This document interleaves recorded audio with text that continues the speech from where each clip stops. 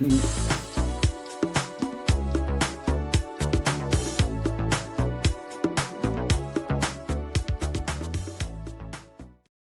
everyone. Welcome to this episode of Beyond the South Stand with me, Jez Davies. I'm very proud and delighted to be joined by my co-host, Mr. Morgan Hewitt. How are you, sir? I'm very well. I feel like we haven't done this for a little bit of time, have we? A little bit.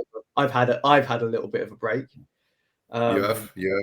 Just from seeing your massive head is just giving me a bit of space. But no, it's great. It's great to be back, and of course, joined by our guest today. So, Jez, if you want to intro. Yes, we're absolutely delighted to be joined with actor Martin Trenaman to come on and talk about Southend United. Hi, Martin. How are you? I'm very well. Very, very pleased to be on with you, Jez and Morgan. Yeah, excellent. If you'd just like to, perhaps for those that are unaware, there won't be many, but I'd just like to introduce yourself, some of the projects you've been involved with previously, and just your affinity with Southend. Oh yeah, sure. Working? Well, I played Simon's dad in The Inbetweeners. Of course, yeah. Alan Cooper, Lance Crisp in Phoneshop. My favourite. About 175 coppers. About 125 grumpy neighbours. Just done a film with Harry Enfield and Sue Johnson, which was great. And I've just been down in Cornwall filming a BBC One drama, just one ep of a BBC One drama. And then in December, I'm doing a tiny little bit in a BBC One sitcom. Okay. And I have to mention my radio show, which is on BBC Sounds. Okay. It's called The Abergele Files. It's a spin-off. It's a spin-off of 5 series that we did called Bravo 2 Charlies about the North Wales Traffic Police. I must warn everyone that's listening to this or watching it that my dog Mabel she's down here and she loves nothing more than a bit of attention. So when I'm leaning down here, I'm not doing anything untoward. I'm stroking the dog. Stroking the dog, yeah. I'm glad you clarified that. Yes. So, I mean, it might be quite a good place to... before we do jump in, so obviously Southend United, they're your team. I think you did some stuff with them in the summer, didn't you? I do remember seeing a video where, was it with the new training ground, was it? Potentially? Yes, I did that. I've done a few things for the club. They've asked me, I've done quite a few voiceovers for videos and stuff. Since the takeover, since the consortium took over, they're much more keen on some sort of communication with fans, and I was very happy to be involved with that. They're a great team over there. Mabel, shut up. And then you say obviously you're no longer sort of based in Southend, but did you grow up there? So that's why you? Yes. Well, I mean, you'll never guess this from my accent. Well, actually, you probably will. I was born in Glasgow. Okay. So, I moved down. Well, I didn't move down on my own. My parents moved down when I was about 6 or 7. So, landed in Essex and kind of lost that accent pretty quickly with all the pistics. I must say that, but before we go on, so I was brought up in Southend, but I do have a connection to Norwich. Okay. Yes. Family, my nephew and nieces live in Norwich, and my brother used to live in Norwich, and I used to go and visit him, and I had an amazing meal in the Unthank Arms. Oh, okay. Yeah. Yes, the Unthank Arms. My brother used to take me there, and I had mushrooms on toast, which doesn't sound amazing, but was amazing. Yeah. And I'm not even a vegetarian. Okay. So I am familiar with Norwich, but this is a long time ago. Norwich has got some good. It's got some good eateries. It's a great city, though. It's a lovely. I really like Norwich. It's a really nice city. It's funny you mentioned about your accent, Martin, because I'm from the middle. I'm from the middle of Norfolk. Like, it doesn't get any more middle than where I'm actually from. Right. And my parents are both in their late 70s. Give you context, and they're very, very. They've got very thick accents. Right. Like you at high school, I used to hang out with a chap called Adam Scott, who recently added me on Facebook from through the eons of years. And his parents were from Essex, actually. And for some reason, I kind of lost my real broad accent, and then moved to London. And then moved to London when I was 21. So, it gradually fades. But when I'm tired or I've had a bit too many sherbets, the odd word comes up. A bit like Jez, actually, because Jez sound like you're from London most of the time. Yeah, I live in Nebworth in Hertfordshire, so it's I've been down here 15, 20 years. I went to university in Luton, the University of Life in Luton. Right. It kind of knocks it out of you a little bit, doesn't it? But same as Morgan. As soon as I tend to find, as soon as I hit it somewhere around Thetford, that's where my accent starts returning. So right, Martin, I think if we move on to some of the questions that we've set you. Yes, of course. Yes. Obviously, you've had a long and I'm looking down at the questions here. I'm not, doing anything else. So if you've had a long and varied acting career across TV, film, and stage, looking back, which role or project had the biggest impact on you personally, and why? Oh, now that is a good question. That is a very good question. Yeah. Well, Mabel, stop. I think there's probably two moments in my career that I can sort of mark out as being quite significant. One was way back when I first started out. I dabbled in in stand-up comedy, and I actually did that for about 6 years, and I was all right, But Lee Evans is from Southend on Sea, and I used to run a comedy club down there, and Lee used to come and compere, be an MC there. Yeah. And I decided to do stand-up comedy. Lee kind of was keen to sort of come along, and blah blah blah. I went to Edinburgh, the Edinburgh Festival, and I did a gig there, and it was packed out. I was doing a shared show with Lee Mack. I think it was. Okay. I can't quite remember. Excuse me. And Lee sidled in, and it was kind of, it was packed out. And I looked down in the corner, and Lee was sort of sitting there on the floor. And he came backstage afterwards, and he said, I love that. It's very, very funny. I'm going to do a tour.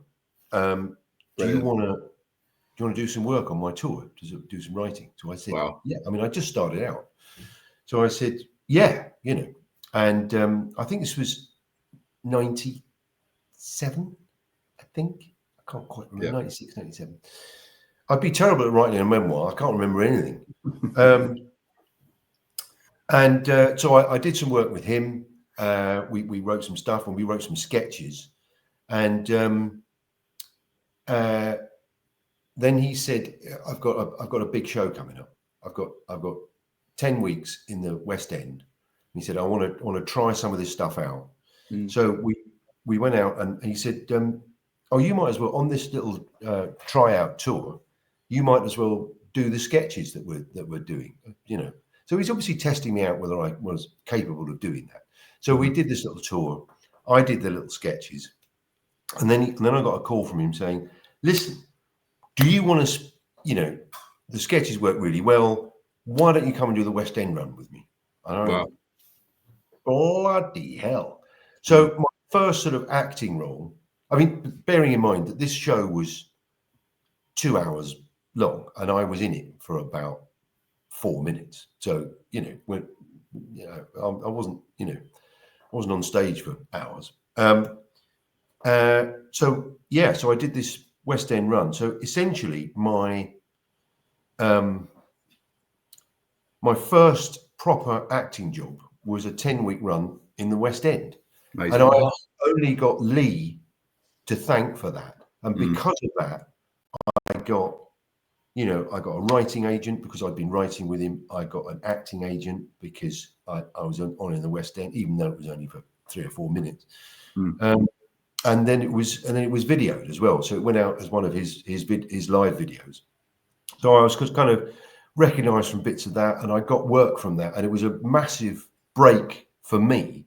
So without Lee doing that for me, maybe I still would have made it. I don't know, but it was a big break for me because not only acting wise, because off the back of that, other people came along because they, it's a fairly small world, the comedy world. Other acts came along and said, "Oh, you've been writing with Lee, come write with me." And so I wrote with Phil Kay, Ardlo Hanlon, Bill Bailey, Sean Locke, loads of them, and it was because of that gave me the springboard to do that. And then of course, I ended up writing with Sean Locke for 23 years. Amazing. Yeah. He was a character, wasn't he? Yeah, huge loss. Huge loss. A man who did not suffer fools gladly. No. I'm privileged to work with him for that long. But also probably the funniest man I've ever met, ever. Yeah, he was, wasn't he? He was. He's just, and to make Sean laugh was a special feeling because he didn't laugh at anything. I think. But also, I point out a very generous man as well. No, absolutely. I think I watched 8 out of 10 Cats reruns recently, and he was the Joe Wilkinson. I don't want to go too much into detail, but essentially he was going into public toilets and naming men's penises. Yes. It was that joke, and Sean Locke was nearly on the floor with it. Joe is also an unbelievably funny fellow. Lovely. Can you just confirm this for us? Because whilst we've got you on here, and you've just mentioned Joe, so this is our one of our cameramen who does some of our videography stuff. Wow. Yeah. Wow. That's Joe. Spooky, isn't it? That's Joe. He used to get Ben. Text him later on and find out what he's doing videography on the side. Yes. Ben Glacier is his name. He actually used to live in Crouch End, and I think Joe Wilkinson lives around there. I'm not sure where, but my friend Ben, he would often get stared at, or kind of like people under their breath would be like, and he's like, I'm not him, but he looks a little bit like him for sure. Yeah, no, definitely. And you mentioned there was a second moment as well. I think probably the second one was probably being. It's a toss up between The Inbetweeners or Phoneshop, but actually for Phoneshop, because Phoneshop was my favourite show. Not least because I was in it more. It was brilliant. It's so underrated. So yes, it is. It's still on demand on Channel 4, so it's still available. But it was kind of underrated. It came at a time where social media was sort of in its infancy. Sort of 2011 really. That's right. Yeah. And then we did 3 series, and I think if it had started, say, 4 or 5 years after that, I think it would have been a bigger show. But I mean, it was, and I think being cast in that was quite a stepping stone for me, kind of acting wise, because I think people could then see that I was able to sort of carry being one of a regular lead cast. That casting was quite interesting actually, because Phil Bowker, who wrote it, produced it, and directed it, he did the whole lot.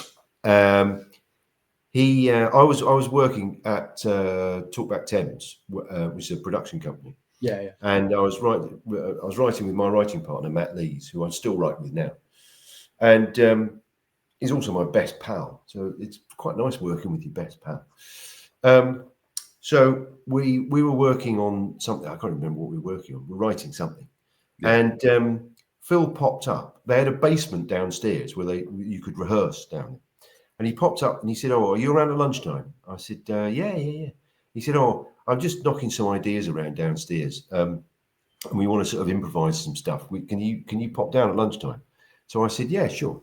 So I went down there at lunchtime, and he said, "Oh, it's like the scenario. It's like a phone shop." I went, "Right, yeah, okay." He said, "And you're playing the manager." I went, "Right, okay, yeah." And they had Javon was there, who plays Duane, and Andrew was there, who plays Ashley. Yeah. And I don't think Tom was there. I can't remember. So we improvised around some funny things. He gave us some funny ideas. We did that, blah blah blah blah blah. And then that was the end of that. And I went upstairs. He said, "Thanks very much. Owe you a beer." Blah, blah, blah. I went upstairs, forgot all about it. About 2 weeks later, I got a call from Phil saying, "Oh, you've got the part." I went, "Hey?" He said, Yeah, Phoneshop. I've just been commissioned for a pilot." He said, "You've got the part." I said, "What part?" He said, "The Phoneshop manager." I went, "Yeah." Was that an audition?" And he went, "Yeah." He just said, "I thought it'd be better if you come down there, relaxed, film a bit, rather than." So that was genius, really, because when you go for a casting, it's there are certain nerves, Of course, So, so I think that was a moment that changed my career. Yeah, no, it was an amazing show. And I think was it filmed in Croydon or Sutton, wasn't it? It was filmed in Sutton. It was filmed on Sutton High Street. Yeah. No, it's amazing. I mean, so many big moments, weren't there? And I think the bit where you played the Chilean miner was quite funny. Chilean miner. White Man Reggae's Club. It's just gold. It's very, very, very funny show, and it still stands up to that now. I remember it came out at a time when if you cut, because I remember vividly what I was doing at that time of the year with my life. I was with my living with my ex-girlfriend. I used to watch it on a Sunday evening to sort of relax into the over the week. But it came out at the same time as that show with Matt LeBlanc and the comedian from Black Books, and yes. And it was a very similar time frame when it was it called I can't remember. I can't remember what it's called as well. It's based in the States, wasn't it? Yeah, and they went out there as like writers, and I think like there was a lot of there's kind of like a lot of furore about the show, but it didn't quite. Stephen Mangan was the other. That's it.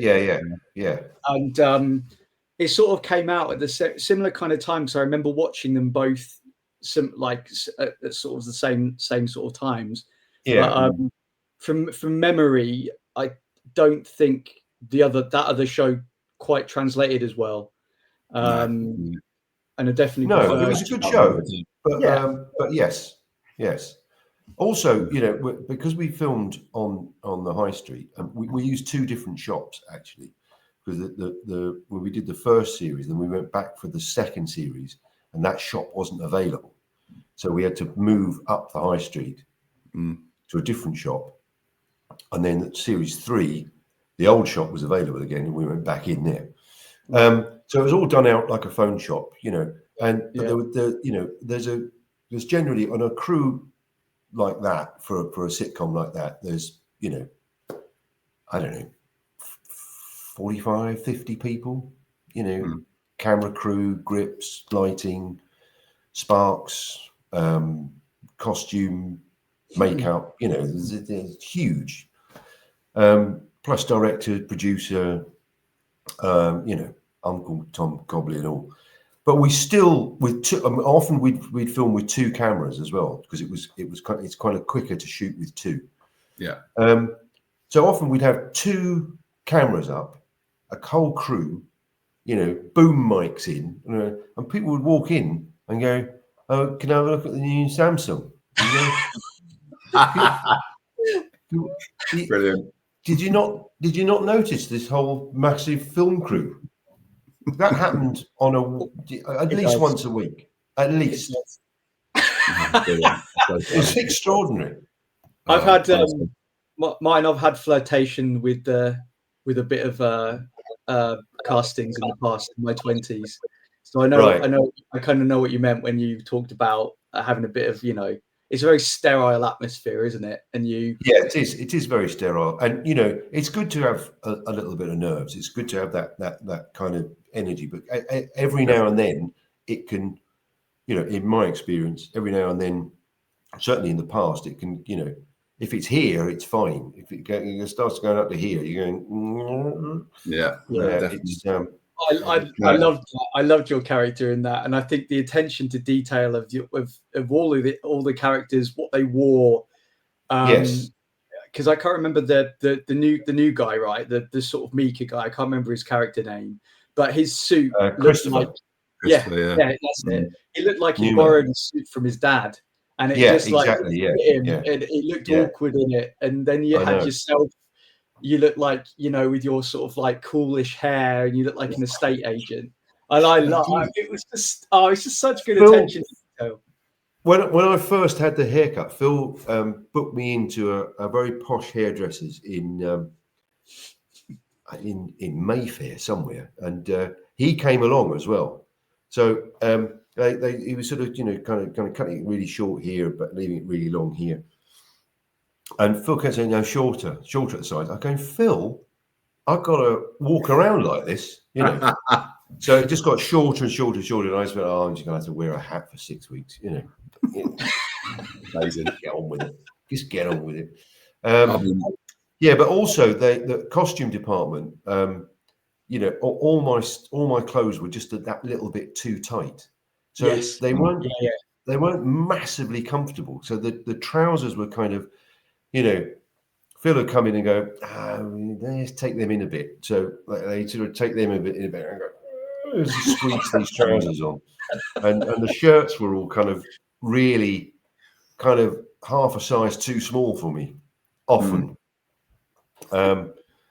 They did a very sweet thing, costume. They gave at the end of series 2, I think, they embroidered one of my costume ties, and they embroidered it with Lance Crisp on I've got it upstairs. Oh, nice. Which was very sweet. So that was a really fun show to do. Really. It was. I mean, honestly, Martin, I could talk about it for hours. So I mean, we should probably move on, to be honest. Yes, we should move on. We've got to talk about a few other things. But before we do, Morgan, I just want to touch on one thing, because I'm pretty certain, Martin, you were in Saxondale as well. I was in Saxondale. Yeah, absolutely. Yes, with Steve Coogan, who's obviously intrinsic. That was a long time ago. I did a guest as a school janitor. Yeah, as a caretaker. And Steve Coogan. Oh God, that was a stressful morning, Jez. Yeah, I bet. What was really stressful morning, because my son, who's now, that was 18 years ago. Wow. Because my son's 18 now, and he's at university in Leeds, and he was on the way. Okay. So I must have done that in 2007. Yeah, it feels about right.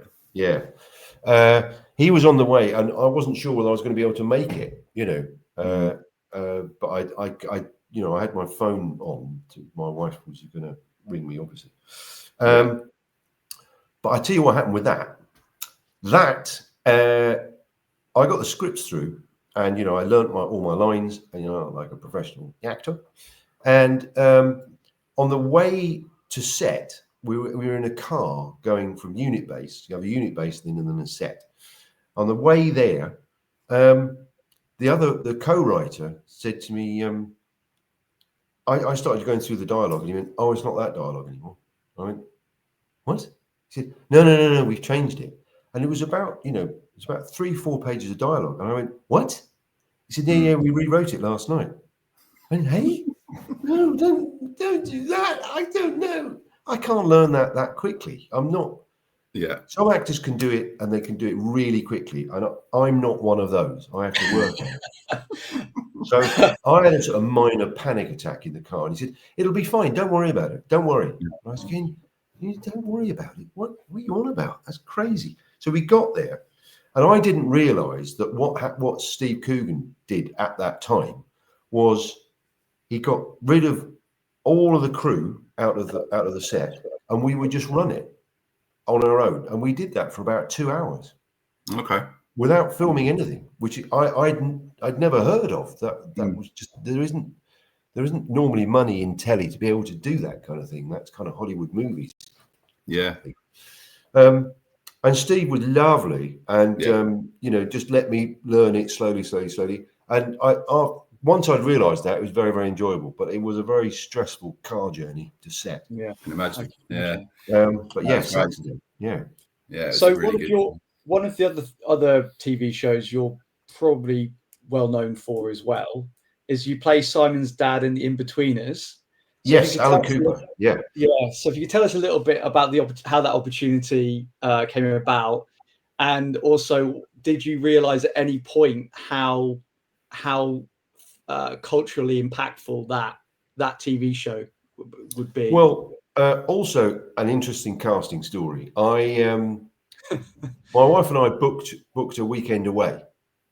And my agent rang me and said, "You got a casting tomorrow?" And I went, this was an ex-agent of mine. And I said, "No, Sandra, that can't be true because tomorrow is Saturday." She went, No, it is true. It's tomorrow. I said, "Right, okay, this is really odd." And she said, "Look, all the actors going for it. It starts shooting on Monday." I went, wow. Right. And she said, "All the actors' agents have done the deal in case they get the part." So I went, "This is really odd." And she went, "Yeah, I know. It's all very, very last minute. Blah, blah, blah." So I went, "Okay." So I went along. I trooped over to East London. And I had to say to my wife, I said, "I'm not going to be back till like 2:00. We were meant to be leaving at 10 to go away for the weekend." So I always remember this. I mean, she was joking, but I said, "Right." I said, I shouted out, "See you later, Em." She went, "You better bloody get it." I went, "Okay, right." Went over there. There was a few other actors in there. They went in. Blah blah blah. I went in. I read for the part. And they asked me to do some more stuff, and then another scene, and then so I was in there for a while, and then there was Ian and Damon who wrote it, and Chris Young, who was the producer and the director. Oh God, Alexander. That'll come to me. It'll come to me. Yeah. And so they were all there, and they were lined up, and I was on one side of this big desk, a big table. Yeah. And so I'd done the casting, did all that, and they said, "Yeah, oh, great." And then they started just kind of whispering to each other, going, well, I couldn't hear it, and I was sitting there, and I thought, hang on a minute, has someone said to me, "Thanks very much, Martin," and I've missed it? Thanks for coming in, type of thing. Goodbye. And I was sitting there going, so I sort of half got up to leave, and then thought, I don't think anyone has said that. Yeah. So they just carried on their conflab, and then I think it was Damon that just looked up and went, "You got the part?" And I went, Amazing. "What?" He went, "Yeah, you got the part." And then he pushed 6 scripts, so this pile of scripts across the desk. And he goes, "You got the part? There you go. Go and learn that, and you're in Monday morning, 8 o'clock, first scene." I mean, what? He said, yeah. So I left there, and I rang my agent. I said, "I've got a part." I said, "I'm in on Monday morning." Of course, the other thing that happens when you get a part is your phone blows up with costume ringing you, makeup ringing you, the second AD ringing you, because they organise pickups and what time you've got to be there. So the phone just went. I was going, So so Monday morning I turned up there. It was all very much a whirlwind. I turned up there and we shot the tailor scene, where I take them into my tailors. And, and they get a suit, and that was the first scene ever shot. So yes, obviously I was delighted, but at the time it was just another gig. It was just, and I was very happy to get it. It was 6 weeks work. They're funny script, I was allowed to be funny, if you know what I mean. They let me do the funny thing, and there were great scripts, and you just sort of think, oh, well, it's a great gig. I've loved it. There were lovely people, and then you leave and you go, what's the next thing? And then I did another series of Phoneshop, and then got a call saying The Inbetweeners is going again. So I went, oh, great. So I got slightly more to do in second series. And it was the second series that really sort of kind of really caught fire. And you sort of thought, so after we'd shot it, and then and then I noticed on series 2 that I was kind of going out and doing my daily stuff, and I know I was recognised from Phoneshop quite a fair bit, but suddenly I was just being, selfies and and I was getting to the point where I didn't.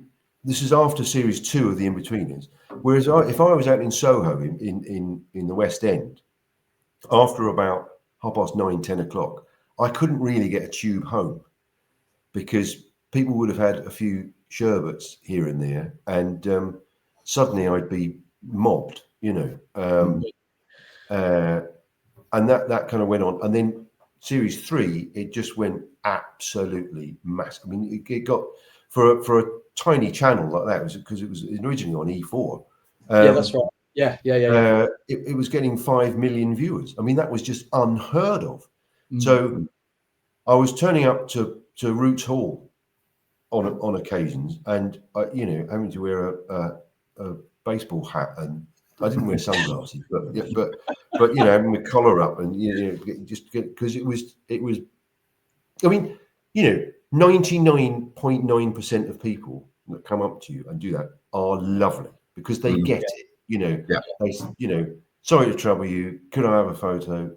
Yeah, and they're lovely. There's only a tiny percentage are arseholes. Of course. They get you on a football podcast. Yeah. yeah. Football, yeah. No, definitely. No, but most people are really lovely. I think. Sorry, Martin. Carry on. So I had originally no idea there was going to be anything big at all. No, and I think the thing for me is it's so relatable. That's the way. Yes, exactly. Yeah, and I think a lot of comedies and a lot of sitcoms are right, but I think The Inbetweeners hit a really sort of big note with that. So I kind of relate how relatable it was, like family life, school life. I mean, Greg Davis was superb as the head teacher. His best role by far, but I hope he doesn't mind me saying that. Although he was good in The Cleaner, but no, I think I think you know, it was just so relatable, and it was just such a lovely sounds a bit of such a broad term, doesn't it? But it was a really lovely watch, I think. Yeah. You know, I grew up in an estate like that, and everything in that show, I was like, that's my life. I don't think I ever jumped. I definitely never jumped on a car bonnet. No. But all of the alcohol drinking thing and having parties when your parents are away, and then something always goes wrong and they always find out, and you always have to like run and hide somewhere and it's so relatable. Yeah, even exactly. School ties, and, you know, like, that character is so brilliant. He's such a brilliant character. He's so definitely inappropriate.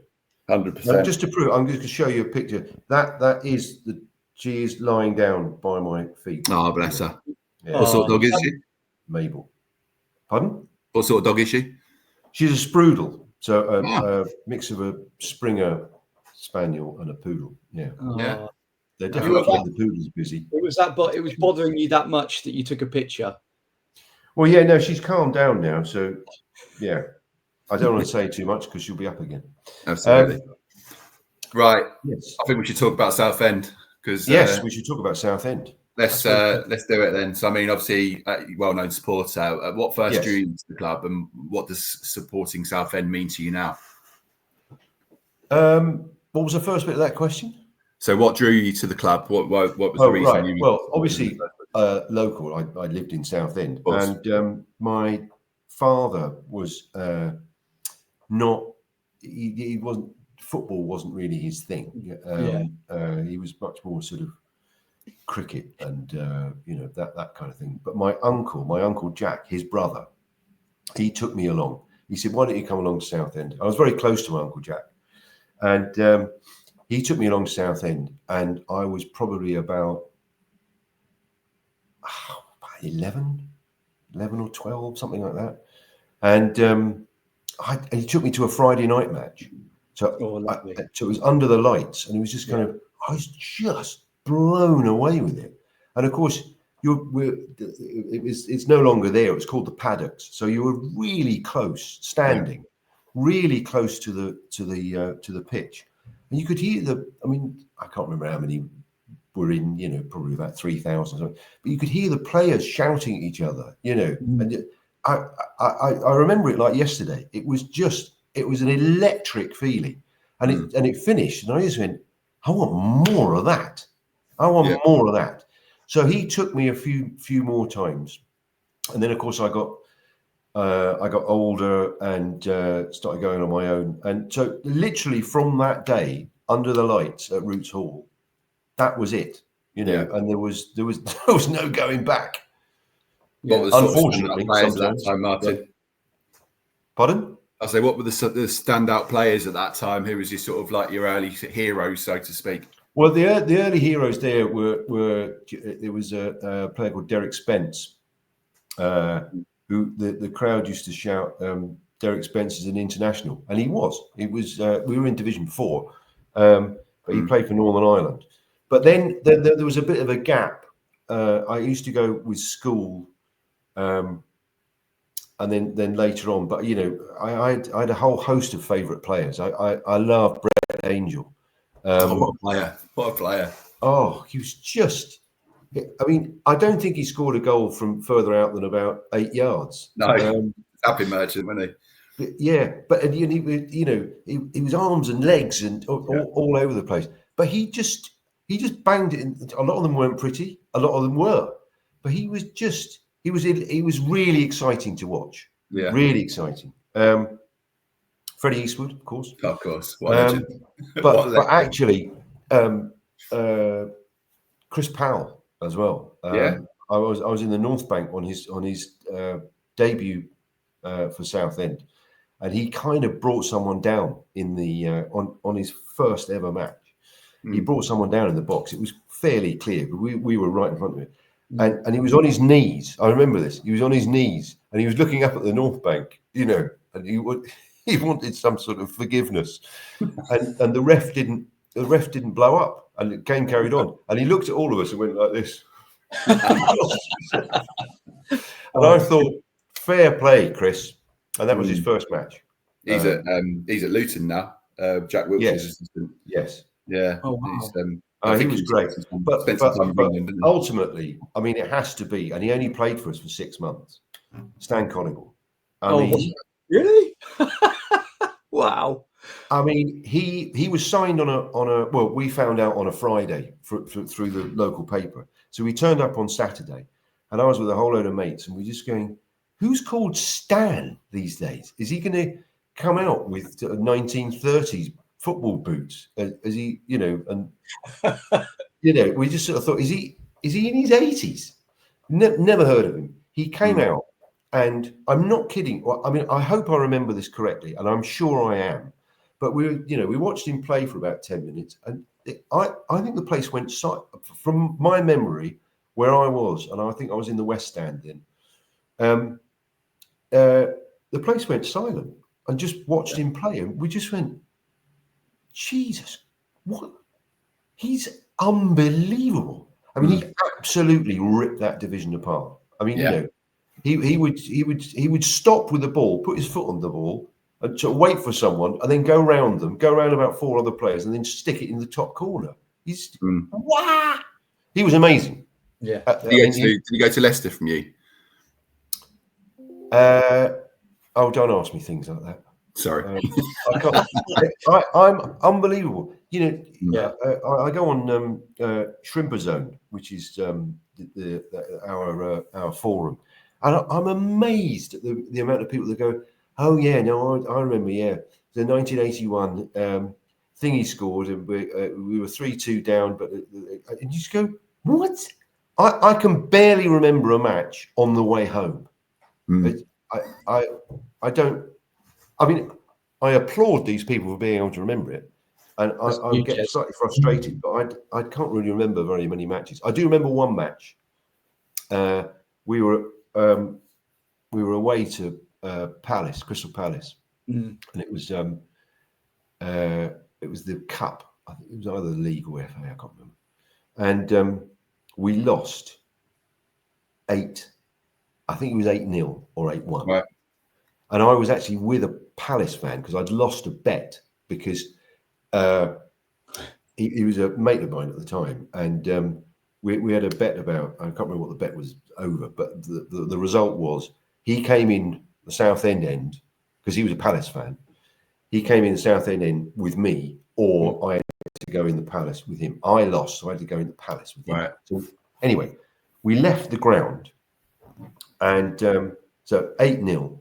And we left the ground. I was with a whole load of Palace supporters walking out, and this Southend car drove past with Southend scars out the side of it. And I'll never forget this. The front passenger rolled the window down and goes, "We was robbed. That 7th one was offside." Yeah. I think we've all had that. As football fans, I think if you don't have a bad experience at Selhurst Park, you're not a true football fan. God, it's not a happy hunting ground. But I did dip out of sort of getting down to Roots Hall when the children were young. When Louis was born in 2007, and then with work and everything, it between sort of 2009 and probably 2017, that kind of thing, I was so busy with work, with the Inbetweeners, and I wrote on Never Mind the Buzzcocks for 10 to 11 series as well. No, 10 years rather, more series than that.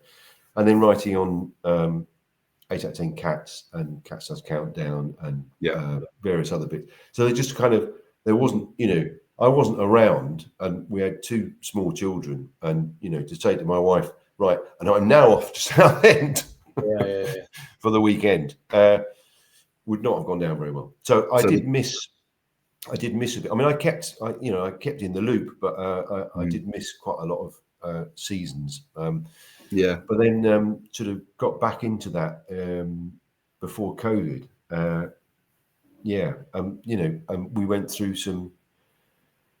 some pretty horrendous times in the last, the last 5 or 6 years. I think that's probably quite. That's a really good segue. So for the viewers, I mean, and ourselves, because obviously, like you said about people being up on stats and footballers and stuff, Jez is like this with it all, and he just regurgitates, and I'm just like, I don't know how you cope. I don't know how you stay on top of it all. So could you tell us a little bit about what Southend United have been through recently, and what do you feel can put the club back on the right path again? Sure. Well, we had a chairman called Ron Martin, who, when he took over in, I think it was about 2000, 2001, he was seen as a sort of multi-millionaire saviour for the club. And we did have, a decent amount of success at the beginning. And he seemed to have a sort of there was no strategy to what he did. He would just I think he'd just go out with a checkbook and buy some players, and basically he kind of ran out of money and ran out of the will to look after the club anymore. And eventually it ended up being that we were taken to court countless times for non-payment of VAT, non-payment of tax, constantly under transfer embargoes. And it got to the point where we had 12 players. So we had 11 on the pitch and 1 on the bench. We couldn't sign anyone. Relegated to, actually before that we were relegated to the National League. And then in the National League, we had 12 players. And it got to the state where it was an absolute basket case of the club. The Shrimpers Trust loaned Ron quite a deal of money, £40,000, I think it was, because he wasn't paying the players, he wasn't paying the staff. The staff weren't paid for 3 or 4 months and still turned up to work. I mean, amazing staff. But there was a spirit and a brotherhood and a brother/sisterhood around all of this. And finally, Justin Rees turned up and got a consortium together. He's an Australian businessman who's basically saved us, and is doing the right thing, I think. He's formed COSU, which is the custodians of Southend United. They managed to get a deal through with Ron Martin, which is unbelievable, because he's I don't want to libel anyone here, but he's a tricky customer. Right. Tricky. But they managed to do a deal, and now they've taken over, and he's got a consortium together. I think there's 11 of them now, and I think they're doing the right thing. I think they're, there's a fair amount of moaning that we're not signing perhaps some players that we need to get in, but there's budget constraints, and the consortium have paid out millions and millions of pounds for Ron Martin's terrible debts. I mean, there was stuff uncovered after the deal which they didn't know about. I mean, there was a point. I'll tell you how bad it was. There was a point when the water was going to be turned off, and the story is that one of the members of staff, I know who it was, moved a van over the drain part that would have cut off the water. Yeah, so they moved that, so they were unable to do it at that point. So, but water was cut off at the training ground, right? So they had to have bottles of water out there, no hand washing. It was just insane, and the players stuck around. Amazingly. They obviously believed in the project, but I think Kevin Mayer did miracles to keep us in that division. Even No, absolutely. And I think in recent years, you've obviously made the playoff final last year, didn't you, at Wembley? Yes. Which I'm sure. Yes, I went with my son as a guest of the club. They very kindly invited me along to Club Wembley, and yes, and going all right this year. When that Oldham when that goal went in, my son and I didn't speak to each other for about, I don't know, it was a long time, about 40 minutes. We just sat there going, and we left. We didn't say anything to each other. It was just kind of, we were about 8 minutes away from getting back into League Two. But anyway, that's history. It's done.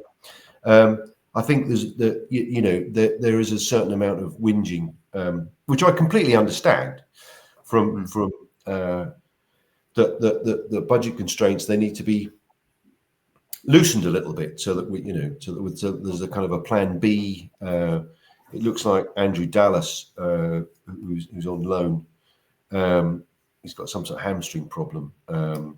Charlie Kendall, who's been out for ages with an injury, he's coming back. We need some strikers really, and we also need a little bit of help in midfield. But the consortium are obviously, I mean, I have no inside information to this, but the consortium are obviously sitting there saying, look, this is the budget. We need to be run sustainably now. Yeah. We can't do the same stuff that we did before and just get the checkbook out, and buy someone for 50 grand, and then they're on the wage bill for 75 grand a year or whatever. We just can't do it. No. You have to work with what you've got, and I get that because we've got a club now, and we were literally probably hours away from not having a club. Yeah, definitely. And a club that looks like, as I say, this season you're seventh in the league. It's looking like you may make the playoffs again, if not better. So as you say, I think it's like I mean, I know it's a bit of a lazy comparison to make, but like Wrexham, they were years in the wilderness until obviously what happened with them is is by the by. But you could easily not have a club. And sometimes I think it's like any fan of any club, like even Norwich of late, it's let's just, why don't we buy X, Y, Z? Why don't we do this because we can't, because of the money, and it can quite easily go south. Exactly. I think sometimes as football fans we have to limit our expectations a little bit, but that's part and parcel of it, I guess. Look, Martin, I really appreciate your time today. Thank you so much for coming on, and you've given us longer than we anticipated. So, well, no, that's fine. It's been fun. It's been really fun talking. Definitely. Yeah. Before we let you go, I know we do have one last question, but it's going to be obviously with the time. I think we're going to swerve that one, Morgan, and I'm going to hand you over to Morgan to do his random question of the week. So, okay. Yes, yeah. I haven't done this for a little bit of time, so I'm quite excited. I am. Yeah, big time. Random question of the week. Wow. So, obviously, we've talked about some of your TV appearances, and one of my particular favourites, and we're going back, quite far back, is in the Mighty Boosh, where you played. The Mighty Boosh. You played a locksmith, and I played the locksmith, and you had a flute or something like that. But you've worked with a lot of people who have had some amazing follicles in their time. Who's been your Mighty Boosh, your favourite Mighty Boosh of your career? So who's had the best haircut? Who's had the best haircut? Crikey. Me, probably. In Phoneshop. Who's had the best haircut? Crikey. I love that question. I've already got my answer for this one, Morgan. I played a Bill Bailey double in Spaced. Oh, brilliant! Did you? With Simon Pegg. That was years ago, and it's on YouTube somewhere. But I've got the wig on and a beard, and I look like a double of Bill. I quite like that haircut, although it wasn't a haircut; it was a wig. It's a mad question. That's why it's random. I'm going to say me on Phoneshop. Yeah. It was a bold look. Yes. Definitely. Bold. A bold look. Yes. A bold look. Oh God. Was that a pun, Morgan? You waiting for a reaction? No. I'm not that funny. There was one other question that I think you were going to ask me. Are you okay? Yeah, we'll go with. Well, I was going to say we'll go with that then. I'll answer it. So, if you could play any character in a drama or documentary about Southend United's history, whether it's a manager, player, or even fan, who would you choose and why? Right. Well, it wouldn't be a football player because even with the trickery of TV, I would still look shit. I love watching football. I am terrible at playing football. I mean, literally at school, the last one to be picked. I mean, I loved it, and I actually enjoyed playing it. But I just, my skill set was elsewhere. So it wouldn't be a player. So I think I'd quite like to play Barry Fry because he's quite a character. And his style of football at the time at Southend was basically, if we score more than them, we will win. Yeah. So everyone just charged forward and scored loads of goals. So it was it wasn't quite as simplistic as that, but I mean that's what it felt like. With you just had him just hearing around, running forwards. That was great. But actually, probably one of the heroes of Southend recently, a good character to play would be Tom Lawrence, who's the CEO.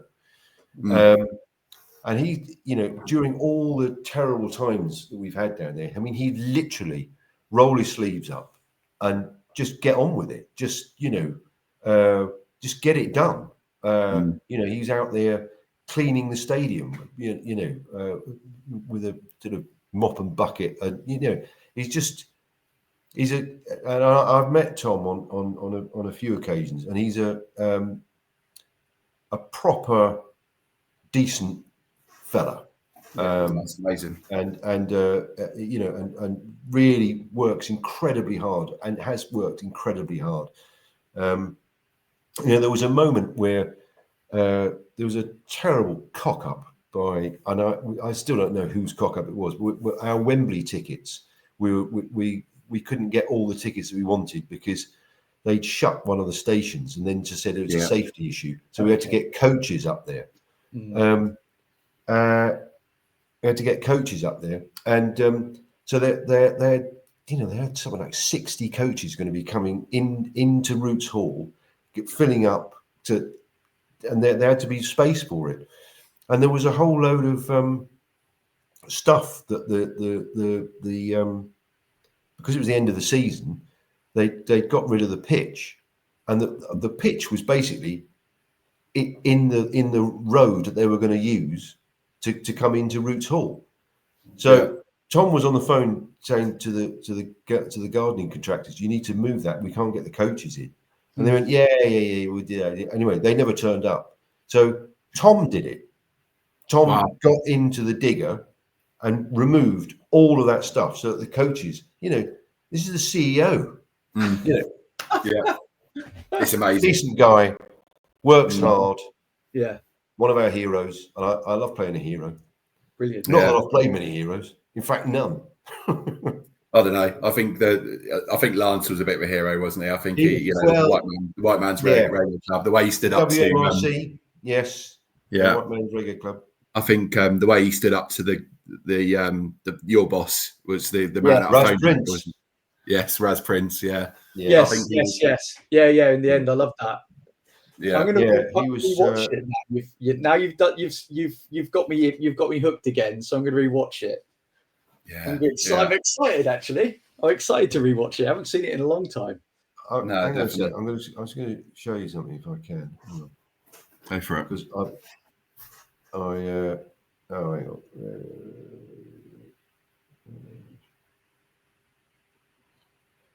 Sorry, guys. For a podcast, it's It's right. We're quite good at filling the air full of nonsense. Right, okay. So I bumped into him in Soho about this time last year. So there we go. Oh yeah, wow. What a photo! Very funny caveman. He is, and I think again, Phone Jacker was out a similar type, and Face Jacker as well. It was yes. Yeah, I think he played about 5 or 6, maybe 7 or 8 different characters himself, didn't he? So what a talented bloke. I know. Yeah, he's brilliant. No, 100%. And I mean, even some of the other actors like Christopher, the actor that plays Christopher, he's gone on to be Del Boy in Only Fools, isn't he? And yes, Tom Bennett. Yeah, he's great. Afterlife, he's been on Afterlife and stuff. And yes, he was on Afterlife. Yeah, really annoying character in that. Yeah, he got it spot on. Yeah, it was great. What's next for you then, Martin? Have you got anything you'd like to plug, or anyone you want to say thanks? Well, another radio series. I've got to write that. The Inbetweeners is meant to be coming back. Okay. So I'm told. I've got no idea whether I'm in it or not. Are you allowed to say this? Yeah. It was a press release. They've basically Ian and Damon have bought the rights back, so they can do what they want with it. They could do a musical, a stage show, a movie, a series, animation, a book. I don't know. They can do what they like with it because they own the rights now. So apparently the boys have agreed. That was in the press release. The boys have agreed that they're going to do it. I've got no idea whether I'm doing it. I mean, maybe I don't know. Hopefully they want me. Maybe they don't. I don't know. Well, but that might be on the cards, might not be. Yeah. But there's some other stuff that I can't talk about that will happen next year. Nice. It's crazy because you have to sign all these things to say that you're not going to talk about it. Or tell anyone, or I get. We all get, not just me, all actors. We get these scripts through with watermarks on it, so that if it's found anywhere, it's got your name on it, that you're the one that's lost it, and you're in the shit for losing a script. So you sort of go, It's like the Stasi. It's like the bloody Stasi. Yeah, no, definitely. Well, Martin, thank you so much, and I'm glad we did actually get to question 5 because that was quite good, actually. It's nice to highlight someone at the club that has really done something special, isn't it? So no, thank you. This episode is kindly supported by Pie Design and Master Seal. We are on all of the social media channels: Facebook, Instagram, and X. And look forward to speaking to everyone soon. Thank you so much. I've been Jez Davies. I've been the long-suffering Morgan Hewitt. And I've still been Martin Trenaman. Goodbye, everyone. Thanks. Thank you very much. Bye-bye.